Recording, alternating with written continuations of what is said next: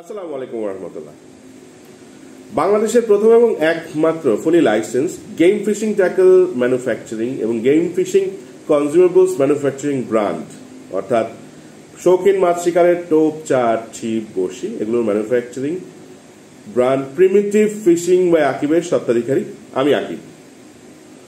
বিগত 20 জুলাই 2023 ছোট্ট একটি অপ্রীতিকর ঘটনা ঘটে এবং আমরা পরবর্তীতে এটা সম্পর্কে অবগত হই যে বাংলাদেশের সর্বোচ্চ যে জুডিশিয়াল সিস্টেমগুলো থাকে, অর্থাৎ বিচার ব্যবস্থার যে সর্বোচ্চ জায়গাগুলো থাকে, যেমন কোর্ট, এরকমই কোনো একটি জায়গায় একদম কোর্টের যে এজলাসগুলো আছে, যে রুমগুলো আছে, তার ঠিক বাইরে বারান্দায় বসে যে কোনো এক ব্যক্তি আমাদের নাম নিয়ে সরাসরি আমাদের নাম সুস্পষ্টভাবে উল্লেখ করে বেশ কিছু অপপ্রচারের চেষ্টা চালায়।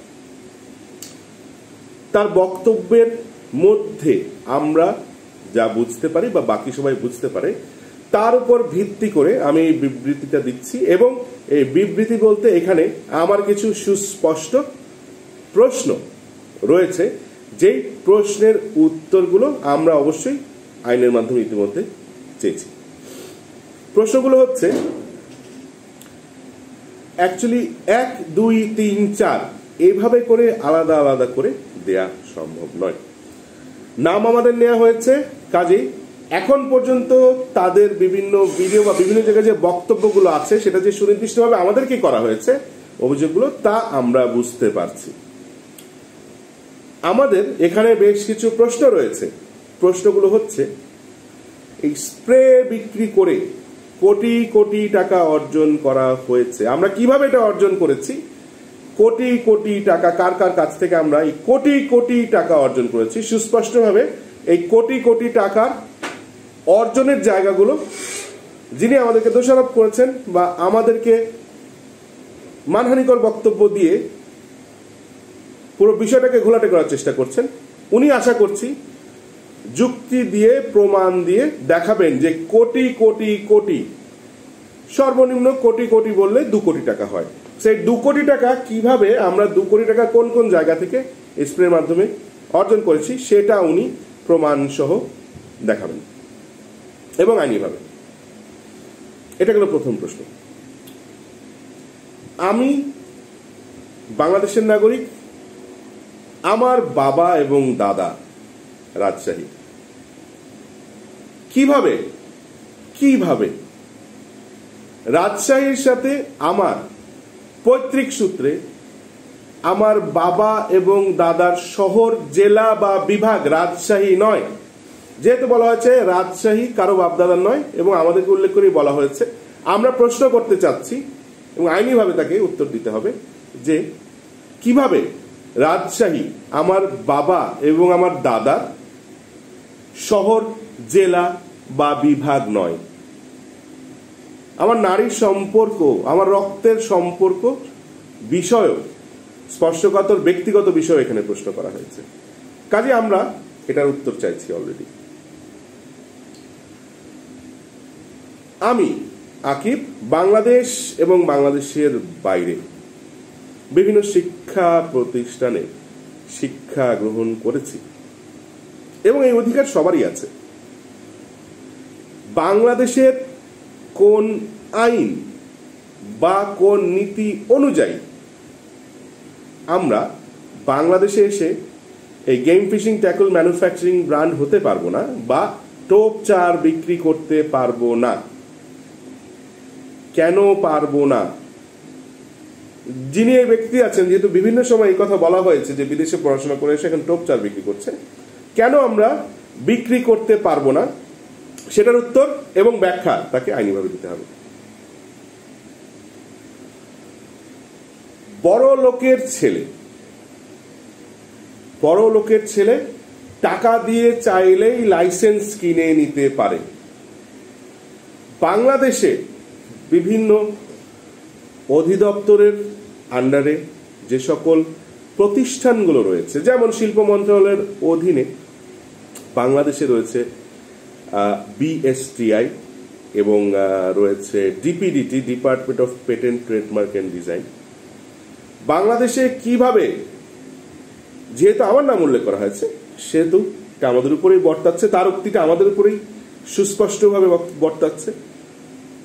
তাকে প্রমাণ করতে হবে, তাকে যুক্তি দিয়ে প্রমাণ করে দেখাতে হবে যে বড় লোকের ছেলে টাকা দিয়ে লাইসেন্স কিনে নিয়েছে সরকার থেকে, বিনা শর্তে কিভাবে, বিনা যোগ্যতায় কিভাবে শুধুমাত্র বড় লোকের ছেলে হলেই লাইসেন্স কিনতে পাওয়া যায়। উনি যেহেতু বলেছেন এখানে আমার নাম জড়িয়ে উনি সরকারের দুটো অধিদপ্তরকে প্রশ্নবিদ্ধ করেছে, আমরা এটাও জানতে চাচ্ছি আইনি মাধ্যমে, এবং তাকে আইনি মাধ্যমে জানাতে হবে যে কিভাবে আমরা কিনে নিয়েছি বা আমরা কিনেছি সেটা তাকে প্রমাণ করে দেখাতে হবে।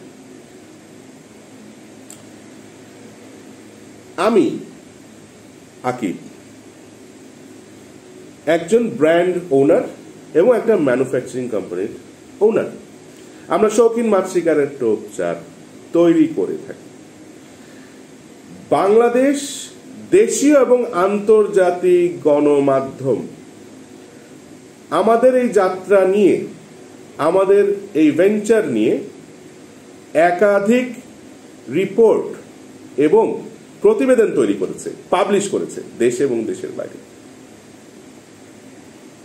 তারা কেন কেন এই যে প্রতিবেদনগুলো আছে, এখানে আমি মাছ নিয়ে, মাছের টোপচার নিয়ে যে বিষয়গুলো নিয়ে নাড়াচাড়া করেছি, জানার চেষ্টা করেছি, রিসার্চ করেছি, সে বিষয়গুলোতে কেন আমাকে তারা গবেষক বলতে পারবে না বা গবেষণা করা হয়েছে শব্দটা বলতে পারবে না, সেটা কিন্তু তাকে ব্যাখ্যা করতে হবে। কারণ তিনি বলছেন যে কেউ নাকি, আমরা নাকি এসেই গবেষক হয়ে যাচ্ছে, আর অনেকে নাকি হতে পারছেন না। ওনার মূল ধারার কথাটি ছিল আমরা অর্থ এবং ক্ষমতা দিয়ে নাকি হয়ে যাচ্ছি। তো সেটা ওনাকে প্রমাণ করতে হবে যে কেন দেশীয় এবং আন্তর্জাতিক গণমাধ্যম আমাদেরকে গবেষক এই শব্দটি কেন ব্যবহার করতে পারবে না, যে কোনো ক্ষেত্রেই কেন ব্যবহার করতে পারবে না, সেটা উনি ব্যাখ্যা দেবেন এবং আইনিভাবে এটা আমরা প্রশ্ন করছি।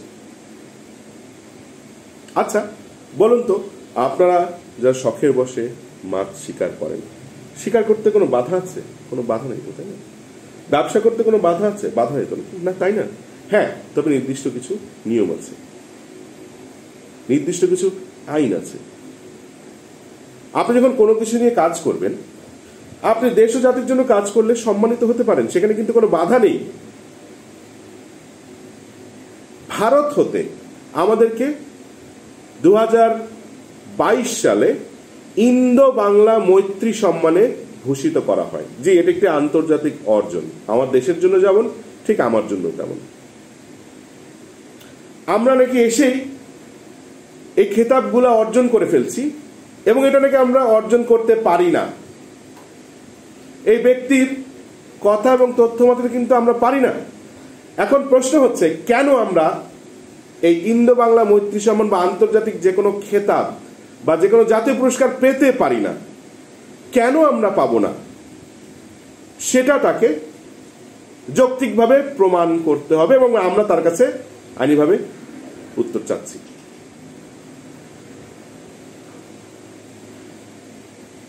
অনেকগুলো প্রশ্ন হয়ে গেল, অনেকগুলো কথা হয়ে গেল, প্রতিটা প্রশ্নই কিন্তু আমরা আইনিভাবে করছি।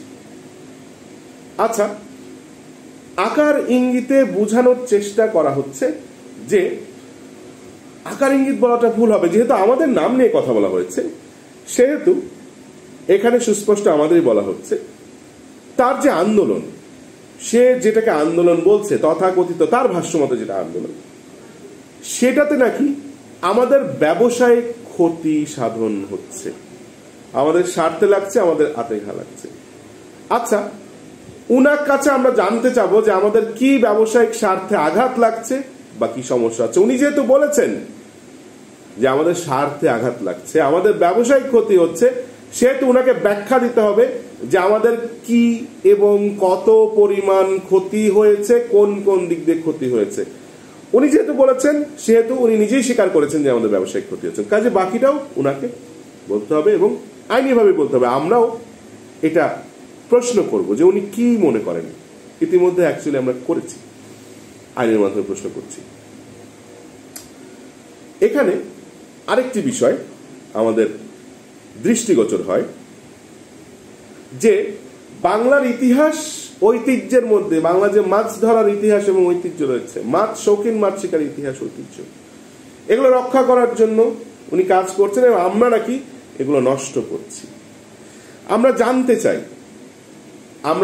চাই আইনিভাবে, আইন মারফতই আমরা জানতে চাচ্ছি যে বাংলাদেশের কোন আইন অথবা কোন মন্ত্রণালয় অথবা কোন অধিদপ্তর এই ব্যক্তিকে দায়িত্ব দিয়েছে যে আমাদের নাম নিয়ে কোর্টের বারান্দায় বসে লাইভ করতে, আমাদের নাম নিয়ে এই কথাগুলো ছড়াতে, এবং তাকে দায়িত্ব দিয়েছে যে এই কথাগুলো ছড়ানোর মাধ্যমে বাংলাদেশের ঐতিহ্য রক্ষা করতে।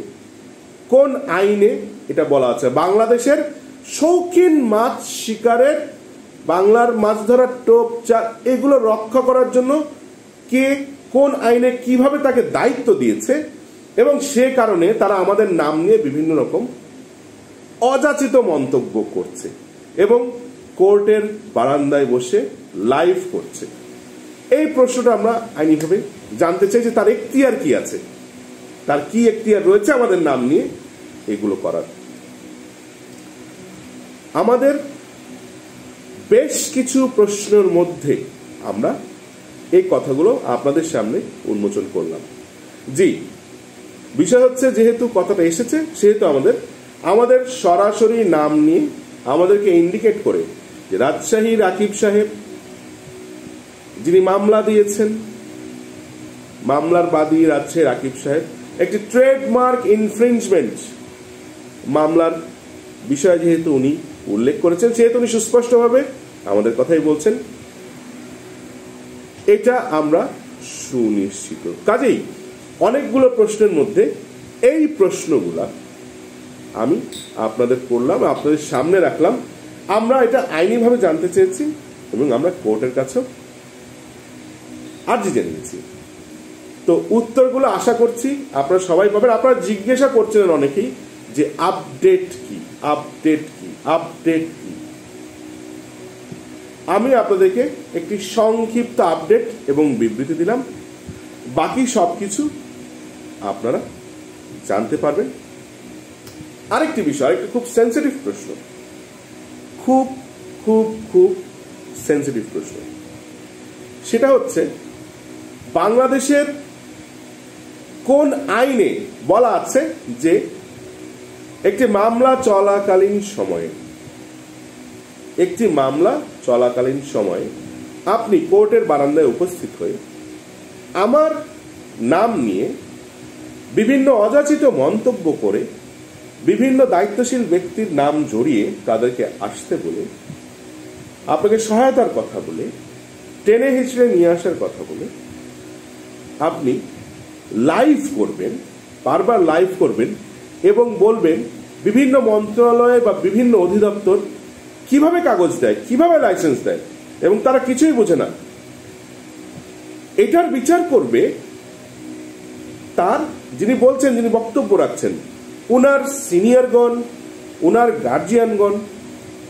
কোন আইনে এটা বিচার করার এখতিয়ার? এভাবে বলে অযাচিত মন্তব্য করে, আমার নাম ব্যবহার করে সব কিছু বোধশক্তির বাইরে বেশ কিছু মন্তব্য করে, বেশ কিছু অযাচিত প্রশ্ন করে, আমাকে হেয় করে, জি এটা আমি হেয় প্রতিপন্ন হয়েছি, সব কিছু করে বিচার করবে তার গার্জিয়ান। কোন আইনে এটা আছে? এবং আরো একটি বিষয়, কারা এই গার্জিয়ান যারা কোর্টের চেয়েও শক্তিশালী বলে আপাত দৃষ্টিতে মনে হচ্ছে? কারা এই গার্জিয়ান, কারা এই বন্ধু যারা বাংলাদেশের জুডিশিয়াল সিস্টেম বা বিচার ব্যবস্থার চেয়েও শক্তিশালী? উনি এভাবেই প্রচার করছেন একটি কোর্টের বারান্দায় বসে, যেখানে বিনা অনুমতিতে লাইভ করা বা যে কোনো বক্তব্য প্রদান করা আমার মনে হয় না আইন সিদ্ধ। কারা ওনারা, কারা যারা বিচার করবেন, এটা বিষয়ে বিচার করতে আসবেন, তাদের পরিচয়টা কি, এটাও আমরা কোর্ট মারফত জানতে চেয়েছি। আমরা আমাদের সংক্ষিপ্ত বিবৃতি বা আপডেট আপনাদেরকে দিলাম। এ বিষয়ে চলমান অবস্থায় মামলা যেটা হয়েছে ট্রেডমার্ক ইনফ্রিঞ্জমেন্ট, আমরা আর কোনো মন্তব্য করছি না।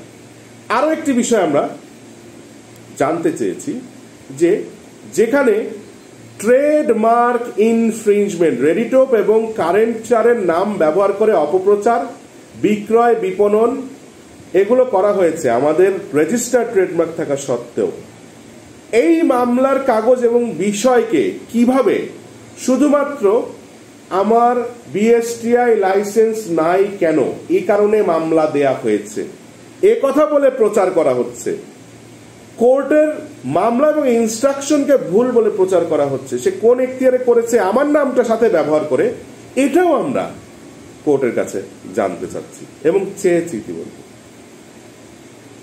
এর বেশি আর কিছু বলছি না। প্রায় 50টি প্রশ্নের মধ্যে আমরা অল্প কিছু আপনাদের সাথে শেয়ার করলাম।